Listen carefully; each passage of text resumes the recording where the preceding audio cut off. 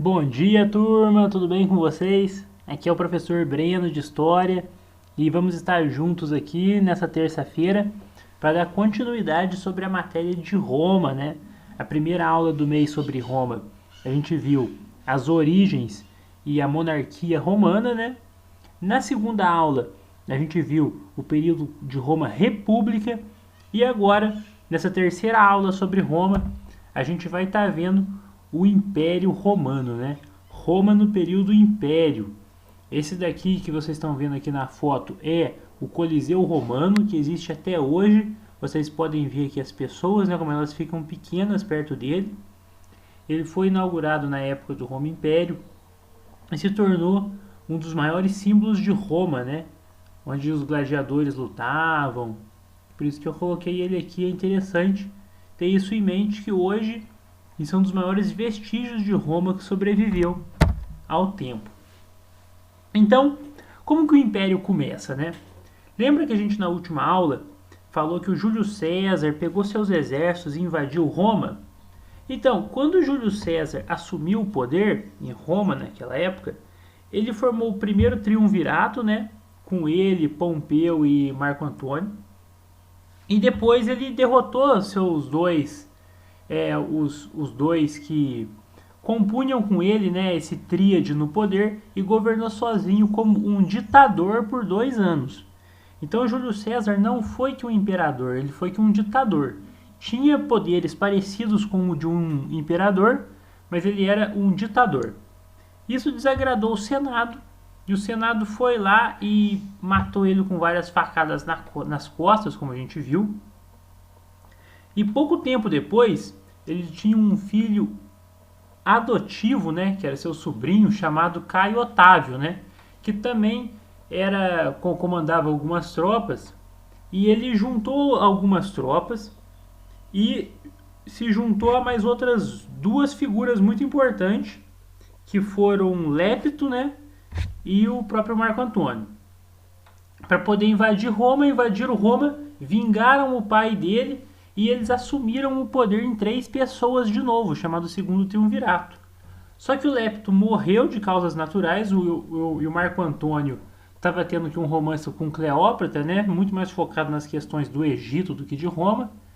E por causa disso, então, o Caio Otávio, na época que ainda era só Otávio, caçou o Marco Antônio e acabaram matando ele numa batalha, né? Que ele se suicidou quando viu que as coisas estavam perdidas. Nisso, ele assume que o poder total como pai dele, só que ele se autoproclama Otávio Augusto, né? Otávio o Venerado, tornando-se assim o primeiro imperador de Roma. Então ele não assume como ditador, ele assume como imperador. Isso é diferente, uma questão até do foi uma questão até do próprio Senado, que queria ter ele como imperador, né? Ele assume esse título, né? Imperator.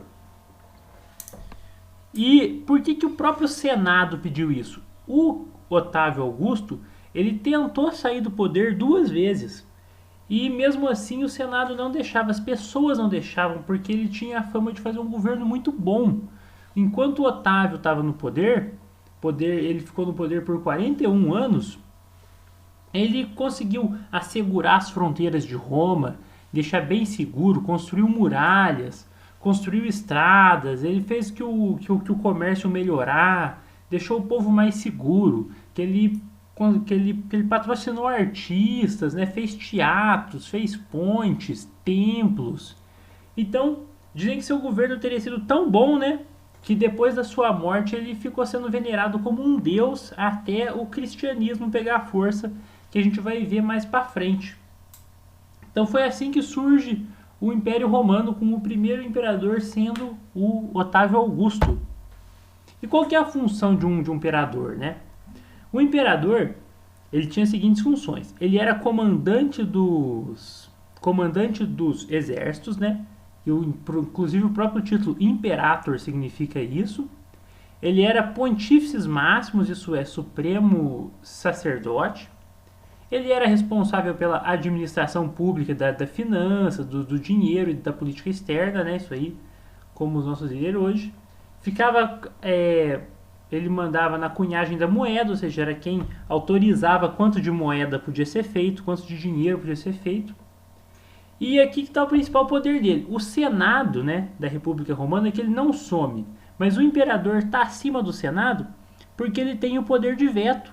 Então, se o Senado quer fazer alguma coisa e ele não quer, ele vai lá e para o Senado. Ele sozinho é mais forte que o Senado todo, né?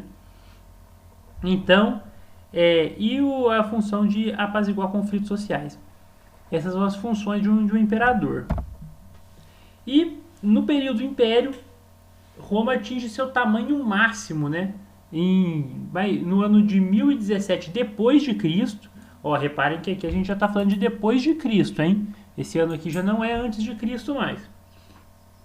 Roma atinge seu tamanho máximo do jeito que nós está pintando aqui, ó. Pega Portugal, Espanha, a França toda, pega um pedaço de onde hoje é a Alemanha, né? Que um pedaço de onde hoje é a Inglaterra, o norte da África aqui, ó, todo conquistado também, que o Egito fica aqui, foi conquistado. Aqui que fica que é a Judéia, né? Que o Médio Oriente, onde Jesus nasceu, nós vamos ver também. Aqui um pedaço da Ásia.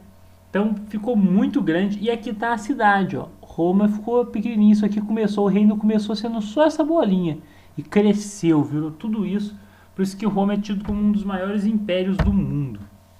E nessa época, quando as suas fronteiras estavam no máximo, o Otávio Augusto já tinha dado as bases para isso. Começa a Pax Romana, que é um período de paz e prosperidade, onde as guerras de conquista elas param, né, ficam bem menos frequentes ou quase nenhuma, e são gastos dinheiro com investimento dentro das próprias fronteiras. As cidades ficam mais bonitas, né? Então tem uma questão assim de paz e prosperidade mesmo, esse período de Pax Romana, que vai durar praticamente 200 anos. Depois desses 200 anos, né, o último imperador do Alto Império, né, da glória de Roma, dos bons tempos mesmo, foi o imperador Marco Aurélio, que vai morrer no ano de 180, né, depois de Cristo. Quando a gente fala depois de Cristo, não precisa colocar depois de Cristo, pessoal. Só falando no ano de 180 já dá para saber. Aí o Império começa a mergulhar numa crise. Por quê? Lembra que a gente falou que as guerras de expansão pararam? Então, os escravos, eles nada mais eram do que as pessoas derrotadas por Roma, que Roma escravizava, né?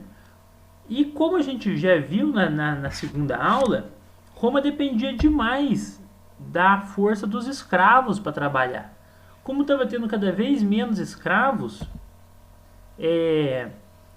a economia de Roma ficou cada vez mais debilitada. E quando não tem dinheiro, pessoal, fica muito difícil fazer as coisas. Com as cidades mais pobres, falta de emprego, os vizinhos invasores começavam a invadir as cidades. Toda aquela segurança que a gente tinha comentado, que o Otávio Augusto tinha feito 200 anos atrás, já não estava funcionando tão bem. As pessoas começavam a abandonar a cidade e ir para o campo, serem camponesas, né? Com cada vez menos imposto, Roma já não conseguia pagar os soldados para poder defenderem aqui as fronteiras. E ninguém vai lá defender as fronteiras de graça, né, como a gente bem sabe. Então as invasões começaram a se tornar cada vez mais frequentes. Aqui eu vou comentar uma coisa que vai se tornar importante no mês de novembro, quando a gente for começar outro material, que é a solução que eles acharam é chegar em quem queria invadir eles e falar, pode ficar com essa terra, desde que você ajude a gente a defender ela. Foi a forma que eles acharam, né, de tentar contornar essa situação. Depois desses 200 anos, Roma começa a ficar mais pobre. E uma coisa que é importante falar aqui, né, foi no período de Roma que o ano começa, né? Uma das grandes coisas que ocorreram nesse período, a gente já viu isso até em sala de aula no começo do ano, foi o nascimento de Jesus Cristo. E Jesus nasce no ano 0. Por isso que as coisas que acontecem antes dele nascer, a gente fala antes de Cristo, e depois dele nascer depois de Cristo. Ele vai dar início a uma das religiões mais influentes do mundo, e posteriormente até o general romano vai ser cristão. Aqui, Aqui está Roma, né? Tudo isso aqui é Roma, que nem eu estava falando para vocês. E aqui está a cidade de Jerusalém, ó. Difícil de ver, mas é aqui, ó. Ela pertencia ao Império Romano. Por isso que Jesus era romano, né? Jesus foi crucificado por tropas romanas. A história de Jesus dá para entender muito bem a história de Roma ao estudar a história de Jesus. Não da cidade de Roma, né? Que Roma fica aqui, mas Jerusalém, a cidade que Jesus viveu, ela fica dentro da extensão do Império Romano. E o que tentaram fazer, né? Quando viram que Roma, o maior império que o Ocidente já viu, estava em crise, estava entrando em ruínas. Teve alguns imperadores que tentaram contornar essa crise, para que Roma não acabasse, né? Em 284, teve um imperador chamado Diocleciano, que achou que o problema era o poder estar tudo na mão de uma pessoa só. Ele dividiu o poder com mais 3 pessoas, formando uma coisa que eles chamavam de tetrarquia, né? Mas isso com o melhor amigo dele, 2 generais de confiança. Mas mesmo assim, começou muitas guerras civis, porque essas pessoas queriam governar sozinhas, né? E isso estava dando muito problema. Só no ano 330 que o general Constantino derrotou os outros e conseguiu assumir de volta os poderes que em suas mãos, né? E o Constantino também queria tentar contornar esse problema, né? Porque Roma vinha se tornando uma cidade muito corrupta, uma cidade muito difícil de governar, as coisas já não estavam indo bem. Ele falou assim: vou alterar a capital do império. E ele mudou a capital do império. Já não era mais Roma, que é a capital do próprio Império Romano, né? Mudou para uma cidade chamada Bizâncio, que já eu vou mostrar para vocês onde ela fica. Como o nome dele era Constantino, e ele que mudou aqui a capital para Bizâncio, logo aquela cidade mudou de nome e se tornou Constantinopla, né? Que é o nome pelo qual ela ficou muito conhecida. Então, Constantino passou a dar apoio a seguidores do cristianismo e o seu sucessor Teodósio, né, declarou o cristianismo como religião oficial do império em 391, o ano 391. O mesmo Teodósio, ele vai definir que Constantinopla não vai ser a capital do império todo. Ele vai partir o Império Romano em 2. Isso no ano 395. Então Constantinopla vai governar a parte oriental do império, né, tudo que está de roxo, e Roma apenas tudo que está de laranja. Assim, o Império Romano, que era tão grande, agora já não é um império só, são 2 impérios. E isso vai impactar muito na força da cidade de Roma, né? E enquanto o império do lado oriental vai tender a ficar cada vez mais rico, vai tender a se fortalecer muito, eles vão largando o império do lado ocidental aqui, cada vez mais em ruína, cada vez mais pobre, mais corrupto, com menos força. E aí a gente vai estar encaminhado, né, para o fim de Roma, que a gente vai ver nas próximas aulas. Então, muito obrigado por assistirem até aqui, pessoal. Espero que vocês tenham um ótimo dia, tenham entendido. Qualquer dúvida, por favor, perguntem no grupo de WhatsApp que eu vou ficar muito feliz de estar respondendo. Tudo de bom para vocês, até mais!